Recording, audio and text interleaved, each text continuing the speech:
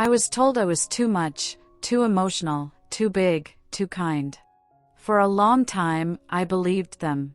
I married Nathaniel Hartman thinking he wanted me, but I was just a bet, a pawn, a mistake he never intended to make real.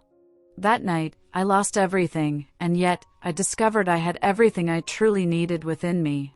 Now, the question is, do I let him win, or do I take back everything he tried to steal? I remember the day my father first told me about Nathaniel.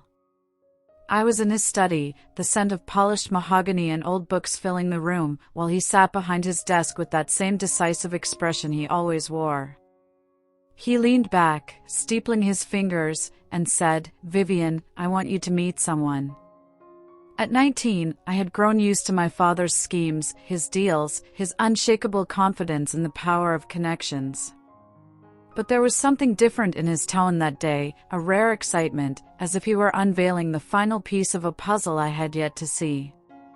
Nathaniel Hartman, he continued, is ambitious, intelligent, a man who knows how to make things happen. I hesitated, brushing a strand of chestnut hair from my face, already aware of the way the world looked at me. My curves, my soft edges, the fullness that made me different from the slim, angular women in my father's business circles, they had always been a source of silent judgment. I was Vivian Harper, warm, kind, and unmistakably too much for some people's taste. My father, of course, saw something else. He saw a way to secure his legacy, and perhaps, he hoped, a chance for me to find a life beyond the shadows of whispers and polite avoidance. "Nathaniel isn't like other men," he said, eyes intent on mine. "He doesn't care about appearances. He cares about power, yes, but he also values substance." I tried to imagine meeting him, but my insecurities crowded my mind. How could a man like Nathaniel Hartman, so polished, so commanding, possibly notice someone like me?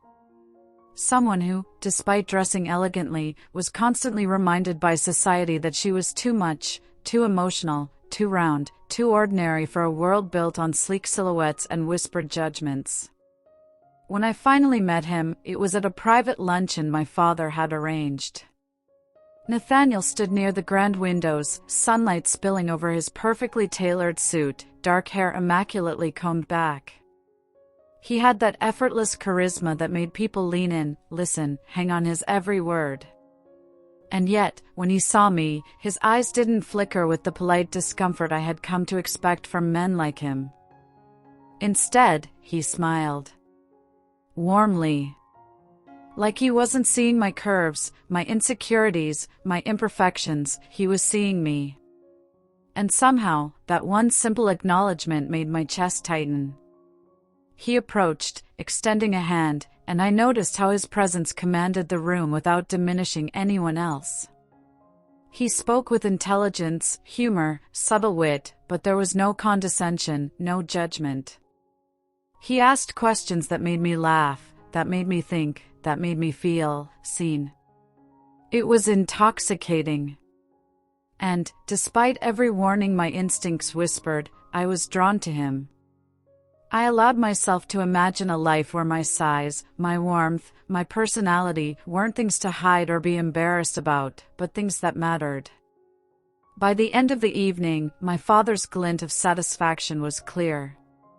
Nathaniel had made his impression, yes, but so had I. And in that rare, fleeting moment, I felt like I had been chosen not for my inheritance, not for convenience, but for who I truly was. Months later, after long conversations, lavish dinners, and weekends spent at his city penthouse, I agreed to marry him. It wasn't an impulsive decision. I waited, as I always did, but I allowed myself a dangerous hope. Maybe Nathaniel Hartman could love me, all of me, without expecting me to change. I wanted to believe that. And yet, deep down, I had no idea how quickly that hope would be tested. How the world, his world, would remind me that my body, my kindness, my very nature, was never fully enough. Months passed after our wedding, and at first, I clung to the hope that life with Nathaniel would be different from everything I had feared. I tried to focus on the quiet moments, our walks through the city streets on crisp evenings, the soft laughter we shared over late-night dinners in the penthouse kitchen, and the rare evenings when he would look at me, really look at me, and I imagined that he saw me, not just the perks my father's wealth brought him. But the cracks began almost imperceptibly. At first, it was in the subtle way he would glance at my reflection in the mirror and frown ever so slightly. Or the way he would comment on a dress that didn't quite suit the image he envisioned for us. Sometimes, during social gatherings, I would catch him smirking at some whispered remark from a colleague or business associate, a look that seemed to remind me that, in his eyes, I still didn't belong. I tried to ignore it. I smiled, polished my words, laughed at the right moments. I hosted dinners at our apartment, making sure everything from the crystal glasses to the perfectly roasted chicken was flawless. I laughed, moved, and carried myself in a way that was supposed to demonstrate elegance, sophistication, worthiness. Still, I felt the weight of his judgment pressing down on me like an invisible hand. Days turned into weeks, and I noticed more. The cold silences when I asked him about his day. The careful avoidance of my questions about plans or feelings. The way his eyes would flick toward the doorway when I entered a room, as if my presence was a minor inconvenience. The words were rarely cruel, but their absence, the indifference, cut deeper than anything he could have said aloud. And yet, I persisted. I wanted to believe in us. I told myself that maybe this was the cost of entering his world, the price for being part of a life I had only ever dreamed of. I dressed in silk gowns and tailored suits, wore pearls that glimmered under the chandelier lights, and smiled at the polite applause of our peers. I was Vivian Harper, the picture-perfect wife of a rising business magnate. But inside, I felt increasingly invisible. The truth hit hardest at dinner parties. Nathaniel would host gatherings for investors, corporate executives, and socialites who never stopped talking about the latest acquisitions, the mergers, the wins, the social clout. I would stand near the edges, a glass of wine in my hand, trying to laugh at jokes that left me cold, nodding at compliments that felt empty. Occasionally, someone would glance at me with genuine admiration, or perhaps pity, and I would quickly look away, afraid Nathaniel would notice and silently judge me for taking a moment to exist as myself. I remember one evening vividly. We were hosting a gala at our penthouse, candles flickering across the polished marble floors, the city skyline stretching endlessly beyond the floor-to-ceiling windows. I had spent hours choosing a gown that accentuated my curves in a way I hoped would be flattering but not ostentatious. My hair was done, my makeup meticulous, my smile carefully practiced. Nathaniel appeared at my side, sharp suit impeccable, posture perfect. He murmured a word of praise I could barely hear, and for a moment, I felt the flicker of hope again, maybe he did notice me. But the warmth dissolved quickly. Within moments, he was engaged in conversation with a group of men who barely spared me a glance.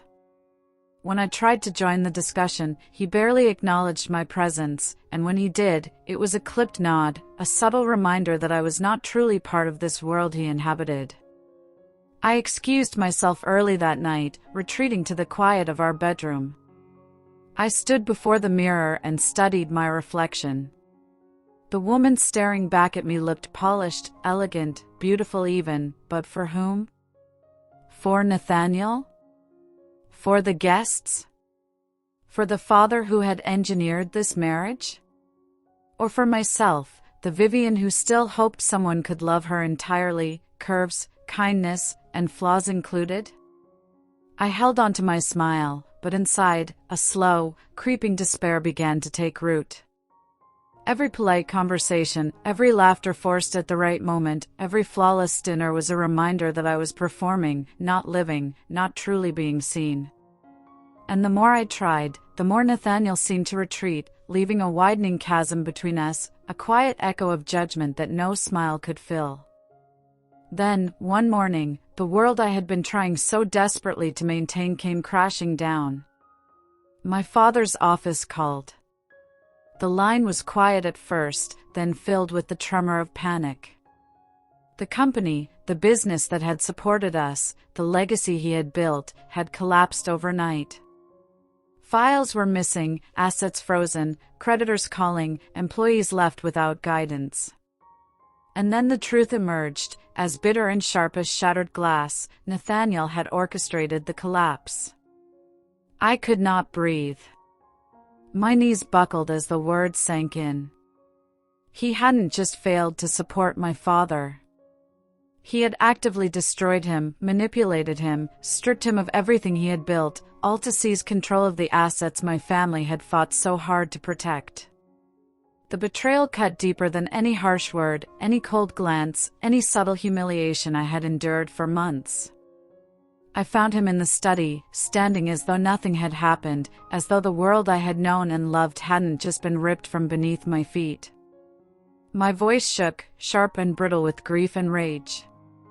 You didn't just destroy my father's company, Nathaniel.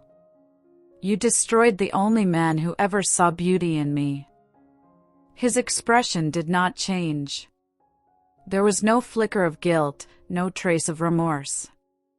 And in that moment, I realized that the warmth I had felt during those early months, the glimmer of hope, the belief that he might truly see me, had been a fragile illusion. Everything I had built, every careful step I had taken to exist in his world without shame, now seemed meaningless. I had married a man who valued power over people, appearances over substance, strategy over love. And as I stood there, trembling, I understood that my life, my identity, my self-worth, would now have to be reclaimed from the ruins he had left behind. I had been told all my life that I was too much. Too emotional. Too kind. Too visible. And yet, in this moment, I realized something that no elegant gown or measured smile could teach me. The world might try to make me feel small, but I would not disappear. Not now. Not ever. The days that followed were a blur of shock, disbelief, and quiet fury. Nathaniel moved through the penthouse with the same calm, measured air, as though nothing had changed. But I could feel the tension, the silent war waging beneath polite veneers and forced smiles. I had to navigate this new reality carefully, every word measured, every movement deliberate, because I could not yet afford the luxury of rage. The morning after that conversation with Nathaniel, I woke with a strange clarity. The weight of shock had begun to lift, replaced by something heavier but sharper, purpose. I could no longer afford the luxury of indecision or heartbreak that paralyzed me in the corners of my own home. Every step I had taken to exist in his world, every smile I had faked, every polite nod to his carefully curated social circle, it had all been training for this moment. I moved through the penthouse with deliberate care, observing the spaces Nathaniel had once dominated with effortless control. The study, the dining room, even the living room, they were his playgrounds. But now, they felt like arenas where I could reclaim something of myself. I opened drawers he always left locked with a key, rifled through files I had been told not to touch. The truth was there in black and white, ledgers, contracts, subtle manipulations, deals designed to erode my father's company piece by piece. And each line of numbers, each hidden clause, confirmed it. Nathaniel had planned every move, calculated every loss. I clenched my fists, feeling a pulse of heat in my chest. I was angry, but it wasn't just the betrayal that fueled me. It was the knowledge that he had underestimated me, that he had thought a woman like me, curves, kindness, empathy, would bow quietly under the weight of his ambition. He didn't know me. He didn't know what I could endure. That evening, I sat at the grand dining table alone, a glass of red wine untouched before me. The city lights flickered through the floor-to-ceiling windows, casting long, distorted shadows across the walls. I imagined the power that had coursed through Nathaniel's veins, the confidence he wielded like armor, and I smiled faintly. He thought he had destroyed everything that mattered. But what he didn't realize was that his actions had ignited a spark in me, a spark I could never extinguish. I remembered the way he had looked at me when he thought I didn't notice, the subtle judgment that clung to every glance. He had wanted me small, silent, invisible. He had wanted to control my world and bend it to his perfection. But now, I would show him that my worth had never been dependent on his approval. I would rise, not just for me, but for the man my father had believed I could be. The next day, I returned to my father's office, now eerily quiet, files scattered and folders open. I pored over contracts, memos, and balance sheets, tracing each decision that had led to ruin. It was painstaking work, but with each discovery, I felt a strange exhilaration. I was uncovering the skeleton of a plan that had seemed untouchable, and I realized that knowledge was my first weapon. Knowledge, and the patience to wield it carefully. Nathaniel, as always, moved through the house with his practiced calm. But I noticed things now that I had missed before, the tight set of his jaw when he thought I wasn't watching, the slight hesitation when he handed me a document, the way he subtly tried to test my reactions in conversation. It was almost amusing, in a quiet, satisfying way. He was a master of strategy, but so was I, if I allowed myself to play the game on my terms. I began small. A question in a conversation that revealed a flaw in one of his business moves. A casual remark at dinner that made him flinch. Every interaction was measured, subtle, and designed not to anger him, yet. Not yet. First, I had to rebuild myself, gather my strength, and learn how to navigate this battlefield that had masqueraded as a home. There were nights I sat alone in the living room, city lights shimmering like fractured jewels, and I allowed myself to breathe, to feel. I thought about the woman I had been before Nathaniel, the girl who had laughed easily, who had loved freely, who had never questioned her worth.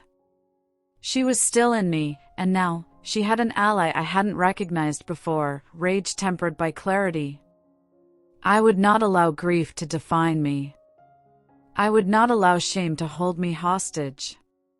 And I would not let Nathaniel, nor the world he represented, dictate the terms of my existence.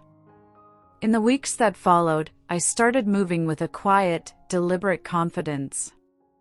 I attended meetings with my father's former partners, listened closely to former employees, and asked questions that reminded them I was not a powerless observer. I watched Nathaniel from across rooms, noting his arrogance, his composure, and the cracks beneath. He believed his wealth and charm would continue to shield him. He didn't realize that I had learned to see through the veneer. Each day, I reclaimed a piece of myself. My laughter came back in quiet moments, a small rebellion against the suffocating expectations that had been placed on me. I began to dress not for him, not for his world, but for myself. Curves that had once been the source of whispered judgment became a symbol of resilience, a reminder that I would no longer shrink to fit someone else's mold. And then, one evening, as I walked through the estate gardens, the cool night air brushing against my skin, Nathaniel appeared. He approached cautiously, almost as if testing the waters of a territory he believed was still under his control. "Vivian," he said, voice measured, calm. But I could sense a flicker of uncertainty, a hesitation I had not seen in months.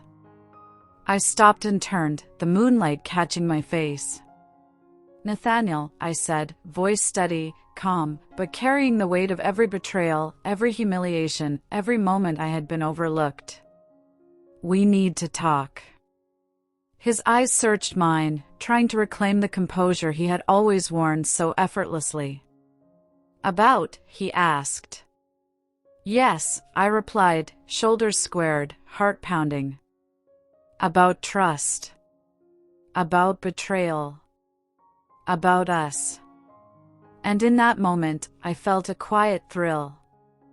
For the first time, Nathaniel was not in control. For the first time, I felt the power of my own agency, the knowledge that my life, my choices, my strength, were mine and mine alone. The city stretched endlessly before me, lights glittering like a promise I had not dared to believe in. I could feel the storm within me settle into something sharper, determination. I would rebuild. I would fight. And Nathaniel, with all his power, all his wealth, all his carefully crafted control, would have to reckon with a woman who had discovered something far more dangerous than anger, her own unyielding strength. This was only the beginning. After that final conversation with Nathaniel, sleep never came. It wasn't fear that kept me awake, nor anger, just a strange, unfamiliar clarity. I stood by the wide windows until dawn, watching the city shimmer beneath me like a distant world I had once been part of but no longer belonged to. Its lights felt both comforting and indifferent, a reminder of everything I had lost, and everything I still had the chance to become. By the time the first traces of sunlight touched the sky, I had packed a single suitcase. I didn't take much, only the pieces of my life that still felt like mine. My father's photograph and his journal. And an ivory dress he once said made me look peaceful, as though the world couldn't touch me. I didn't leave a note. I didn't owe explanations anymore. Whether Nathaniel understood my leaving or not was no longer my burden. The truth was simple, I couldn't heal in a place that had turned into a battleground. I needed distance. I needed silence. I needed to find the parts of myself I had abandoned. So before the house fully woke, I stepped out quietly, closing the door on a life that had stopped feeling like home. And just like that, I was gone. I retreated to a small coastal town, far from the noise, far from the expectations that had once shaped my every move. Life there moved gently, like it understood I was learning how to breathe again. The sea had its own rhythm, unhurried and forgiving. The air smelled of salt, pine, and possibility. And for the first time in years, nobody looked at me with calculation or silent judgment. I was just another woman finding her footing. One afternoon, as sunlight filtered through the thin curtains of the little cottage I had rented, I began unpacking the few belongings I'd carried with me. Clothes, toiletries, a few documents, and then, buried at the bottom of my suitcase, wrapped in the corner of an old shawl, my father's journal. I hadn't meant to bring it. I had tossed it in during those frantic minutes before dawn, when instinct spoke louder than reason. Seeing it now, its leather-worn, its spine softened by years, sent a wave of warmth and grief crashing through me. I sat down on the narrow bed, fingers trembling slightly as I opened it. His handwriting filled the pages, steady, confident, patient. Everything he had been, everything I had tried to be. I flipped to the last entry he ever wrote. Just a few lines. Simple. Quiet. But they hit me with the force of a tide breaking open. If she ever forgets who she is, remind her of her light. I stared at the words until they blurred. Until the room felt too small to hold the ache inside my chest. My father had always seen me, not the weight, not the expectations, not the image others wanted me to be. Just me. My heart. My mind. My strength. And I had forgotten that. I closed the journal gently, pressing my palm to the cover like a silent promise.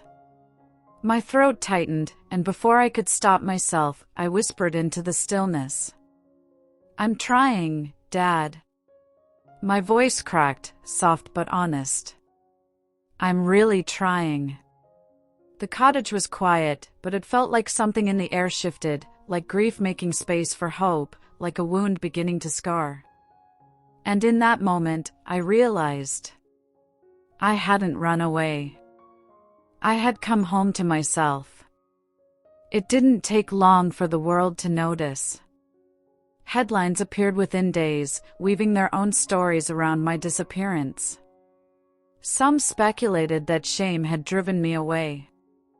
Others blamed my weight, my emotions, even my marriage. Everyone seemed to have an opinion, none of them knew the truth. Nathaniel said nothing publicly.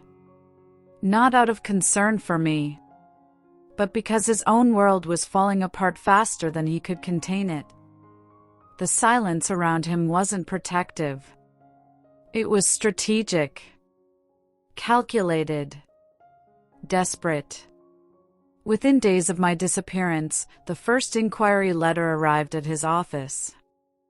A week later, it wasn't just letters, it was auditors, investigators, and lawyers stepping into the marble lobby with clipped voices and sharpened eyes.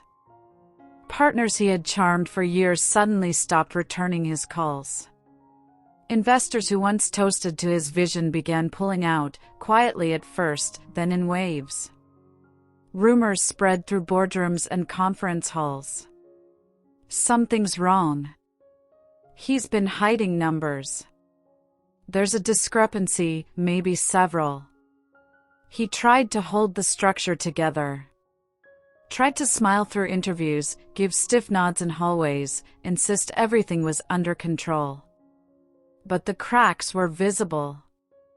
His CFO resigned. 2 major contracts dissolved overnight.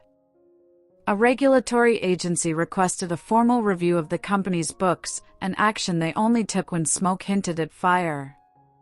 And suddenly, the empire Nathaniel had curated with such pride, the empire he had once used to intimidate me, to diminish me, began to fold in on itself. Not with an explosion, but with a slow, humiliating collapse. Like a tower built on sand, finally meeting the tide. He couldn't afford a scandal about a missing wife. He couldn't risk questions about our marriage, or my inheritance, or where I had gone. So he remained silent. His silence wasn't loyalty. It wasn't love.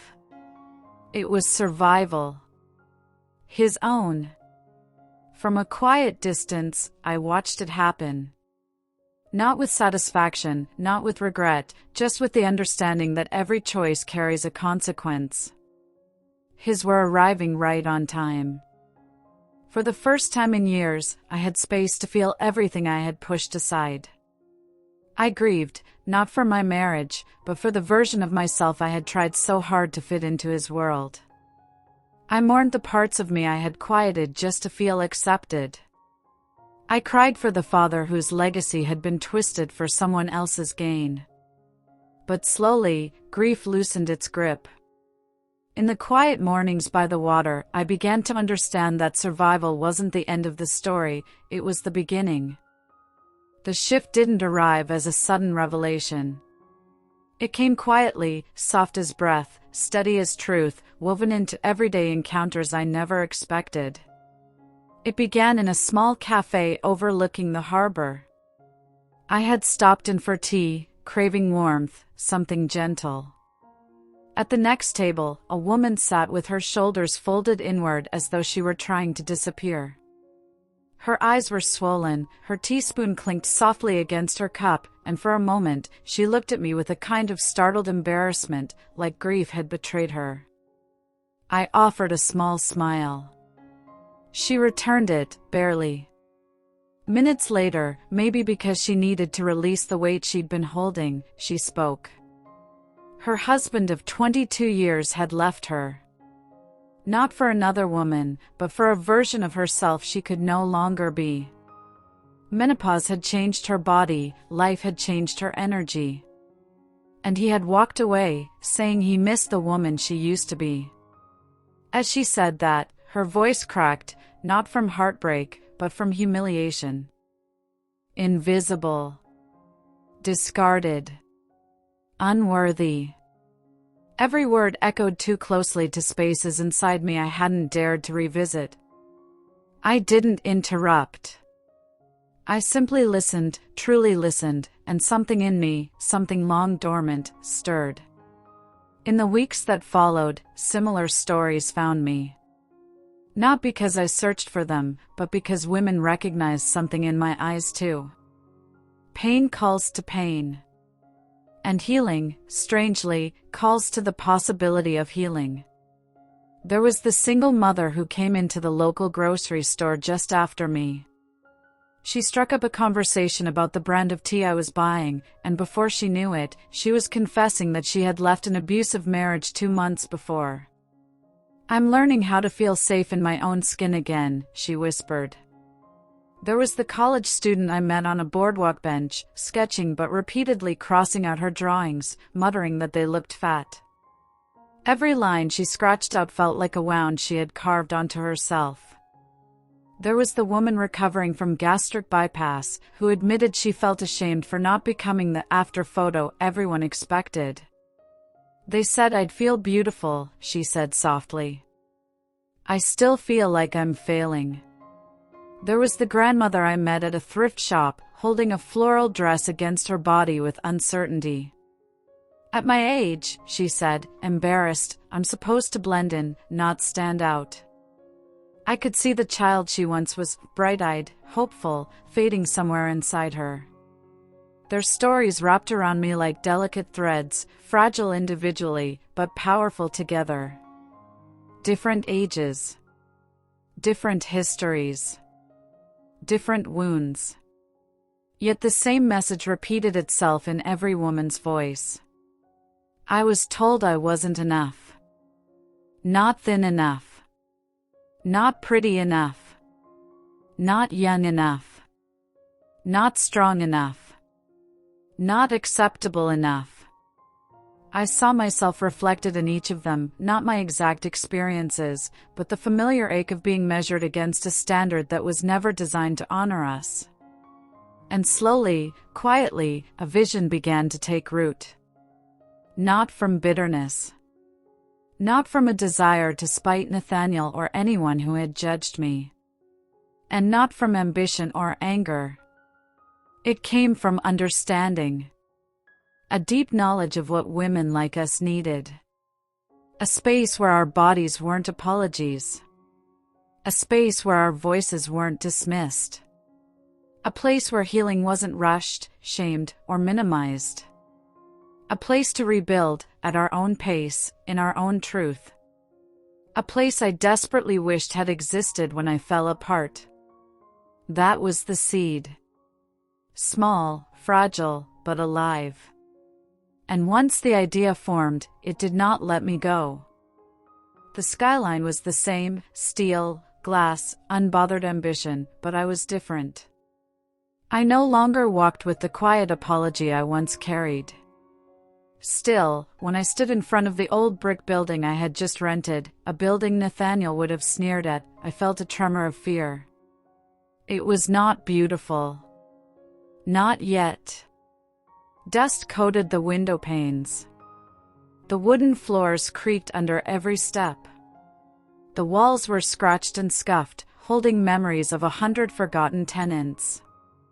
But there was space. And more importantly, there was possibility. I spent the first week there alone, sweeping floors until my arms ached, airing out rooms that had been closed for years, peeling away the remnants of what the space used to be.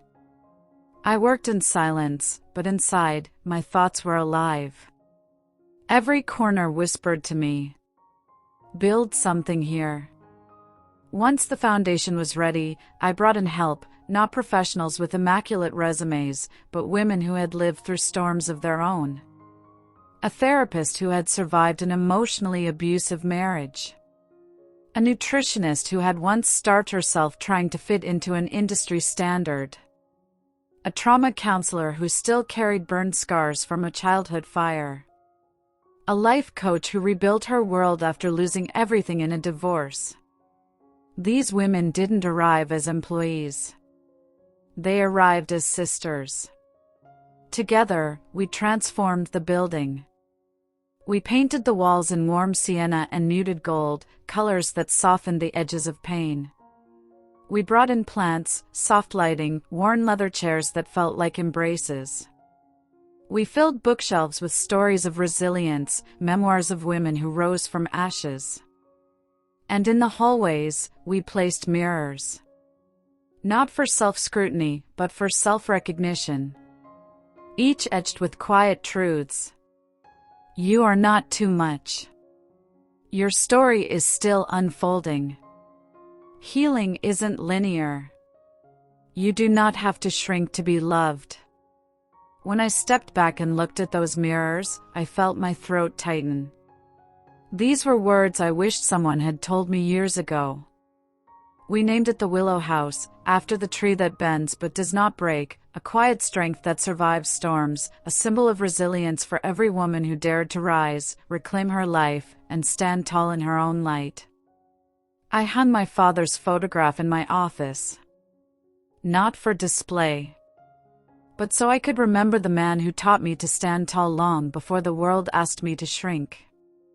There was no grand opening, not even a flyer. Just an unlocked door. A pot of warm tea in the entryway. And a quiet promise carved into the wood of the front desk. You are safe here. And still, they came. At first, one woman. Then 3. Then a small cluster, each hesitating at the threshold before stepping inside as though crossing into a different version of themselves. A retired teacher who felt forgotten after her husband passed. A young mother whose partner mocked her stretch marks. A businesswoman who had been told she was too intimidating to be feminine. A plus-sized ballet dancer who had been rejected from every audition. A woman in her 60s who whispered that she had never once, in her entire life, liked the way she looked. They didn't just enter the building. They exhaled in it. And in listening to them, guiding them, holding space for them, something extraordinary happened to me. Piece by piece, I felt my strength return, not the loud strength Nathaniel respected, not the polished strength required for social events, but a quiet, anchored strength that came from truth. One evening, after a long day of workshops and counseling sessions, I stayed behind in the main hall. The soft lights reflected against the mirrors.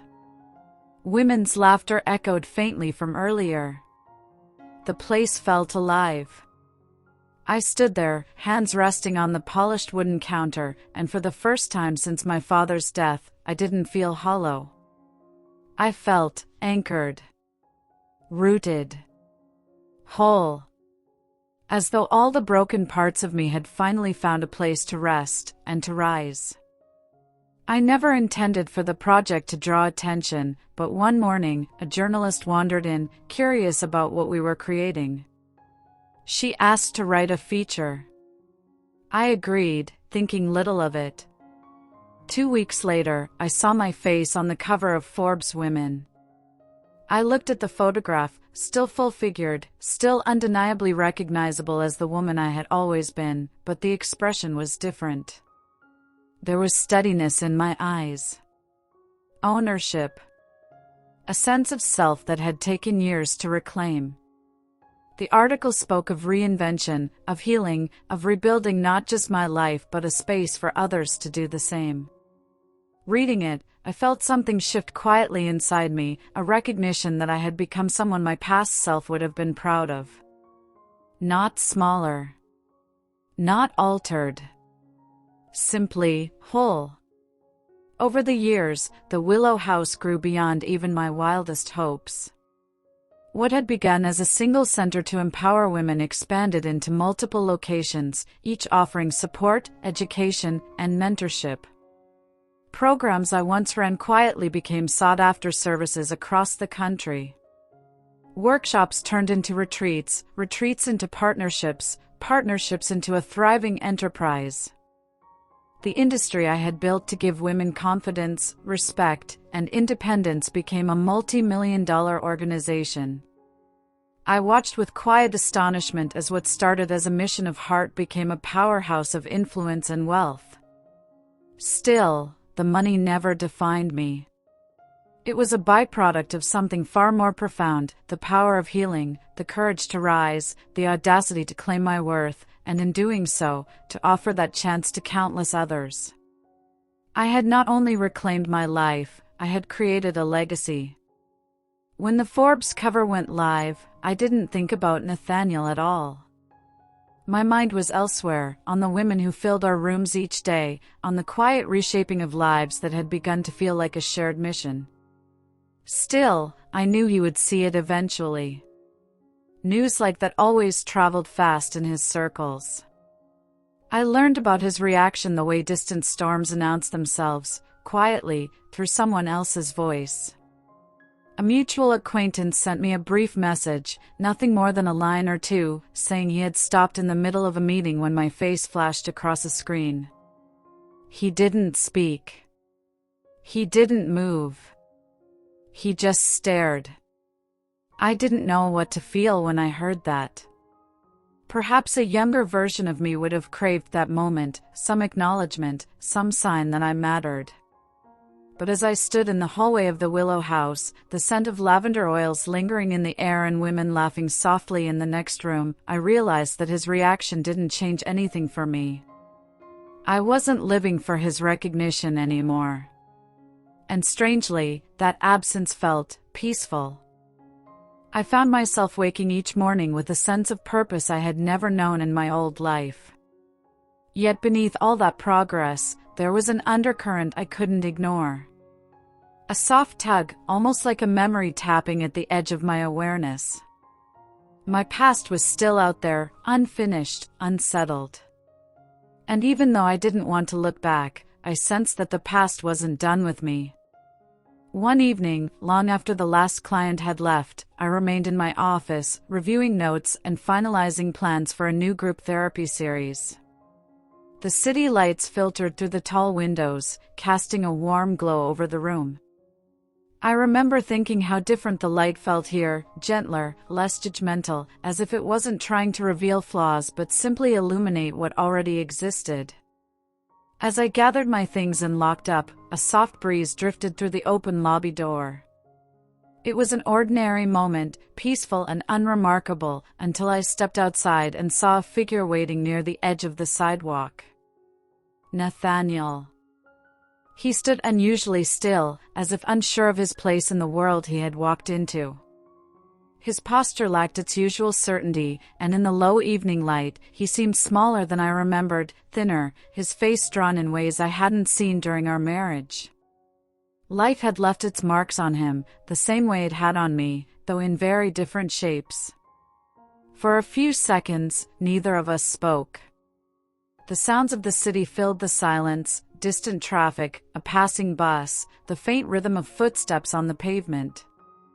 It struck me then how much noise had existed between us even when we were together, noise made of expectations, disappointments, and words left unspoken. He took a few steps closer. "Vivian," he said gently, as if speaking too loudly might break something fragile. I remained where I was. "What are you doing here?" He exhaled, and the sound carried traces of exhaustion, emotional more than physical. "I didn't know how else to reach you. You've changed your number." I had my reasons. He nodded, accepting that without argument. For a long moment, he looked around, the building, the sign, the warm interior behind me, almost as if trying to understand the world I had built without him. There was no resentment in his expression, only a quiet confusion, like someone reading a book in a language they once thought they understood. "I saw the article," he said at last. "You look, well." It wasn't the compliment he thought it was. Still, his tone carried something sincere, something hesitant. "I am," I replied simply. Silence settled again. This time it felt different, weighted, but not suffocating. "I didn't come here to disrupt your life," he continued. His voice lacked the polished confidence he used to wear like a suit. "I came because there are things I never told you. Things I should have said a long time ago. I studied him carefully, searching for the man I once loved and the man who broke me. He didn't meet my eyes at first. When he finally did, I saw a mixture of regret and vulnerability, emotions he had rarely allowed himself to express. "What is it you think I need to hear now?" I asked quietly. His shoulders lowered a fraction. "The truth," he said. "At least the part I've carried all this time." I didn't know if I was ready. But I also knew that healing sometimes required walking through the final rooms of old houses before closing the door for good. So I took a steady breath and met his gaze. "Then say it." And for the first time since the day I walked away, Nathaniel began to speak, not as the man who once tried to shape my life to fit his world, but as someone who finally understood he couldn't. I held my breath, waiting. The silence stretched, heavy with the weight of years we had both spent in separate worlds. Nathaniel's hands trembled slightly at his sides, a subtle crack in the armor he always wore so flawlessly. I came because there are things I never told you," he began again, voice low, rough with exhaustion. "Things I should have said a long time ago." I narrowed my eyes, urging him silently to continue. I had learned that waiting was its own power. I misjudged you," he confessed, finally meeting my gaze. "I thought you were just generous, naive, someone I could manipulate to suit my plans. And when I realized your worth, your real value, it was too late. I lost everything. My partners have left me. Investors have pulled out. My deals collapsed. I'm on the edge of ruin." The words landed like stones. He was exposing himself, yes, but more than that, he was pleading. Desperation hung around him like a shadow. "And now?" I asked, calm, steady. "Why are you here?" He exhaled, finally allowing the vulnerability I had long suspected to show fully. "I need your help. I don't know where else to turn. There's one investor who might save what's left of the company, but they're connected to you, Vivian. I need you." I studied him, seeing the man I had once loved, the man who had tried to diminish me, reduced now to the very dependence he had always mocked. My lips curved into a small, controlled smile. "I see," I said softly, letting the words hang. "You've realized, Nathaniel, that the world doesn't bend to you anymore. That power, real power, isn't taken. It's earned. And sometimes, it's given to the right people." I leaned back in my chair, composed, deliberate. "I can help you. But only on my terms." He looked at me, hope flickering in his eyes. "You'll have access to investment, yes," I continued. "A partnership. But the majority control, the final say, that remains with me. I determine the board. I determine the direction. You'll operate under my guidance and my oversight. Every decision, every strategy, every dollar." His jaw tightened. Pride battled with desperation. I could see him weighing his options, realizing he had little choice. "And," I added, letting the final layer sink in, "you're already being funded. Indirectly, through my foundation. Every investment, every initiative that reaches your company, passes through the network I built to empower women, women you dismissed, women you mocked. They are the ones who hold your lifeline, just as much as I do." His eyes widened, realization dawning. The man who once claimed to hold the world at his fingertips now understood fully who truly held the keys. I didn't," he began, but I raised a hand, stopping him. "Save your words," I said quietly. "This isn't about forgiveness. This isn't about approval. It's about accountability. You either honor the terms or you fail. And this time, your fate is not yours alone to write. Nathaniel swallowed, the fight in his posture giving way to reluctant acceptance. For the first time, I wasn't just the woman he underestimated. I was the one who held the power. I was the architect of the future he now depended on. And in that moment, the past, the betrayal, the pain, all of it coalesced into something simple and undeniable. I had reclaimed my life. Nathaniel's shoulders slumped, the polished facade he had worn for years crumbling in front of me. His eyes glistened with a rawness I hadn't seen before, not fear, not anger, but shame and regret. I hated myself, he said, voice barely above a whisper. Not you, Vivian. Every cruel word, every harsh judgment, it came from my own shame. I wanted to be more, to have more, and I resented myself for not being enough. And I took it out on you. For a moment, the world outside ceased to exist. The sounds of the city faded. It was just us, years of betrayal and pain condensed into this fragile, honest confession. I was blind, he continued, his voice cracking. I thought I was building something, but all I did was destroy what was already perfect. Your business, your father's vision, it was never mine to manipulate, never mine to control. And I failed you. I failed him. I failed myself. I can't let it die. I need you to save it. And if you can, forgive me. I looked at him, really looked. At the man who had tried to mold me, at the man who had broken me, at the man now standing broken before me. My chest tightened, a mixture of sorrow and clarity settling deep inside me. I used to starve myself for love, Nathaniel, I said quietly, each word deliberate, measured. I used to shrink, to bend myself until I fit someone else's expectations. But I've stopped starving. I've stopped shrinking. Now, I paused, letting my gaze sweep the room, the women working, the laughter, the hope in every corner of the Willow House. I feed the world with it. I took a slow breath and looked back at him. I forgive you. But I'll never shrink for you again.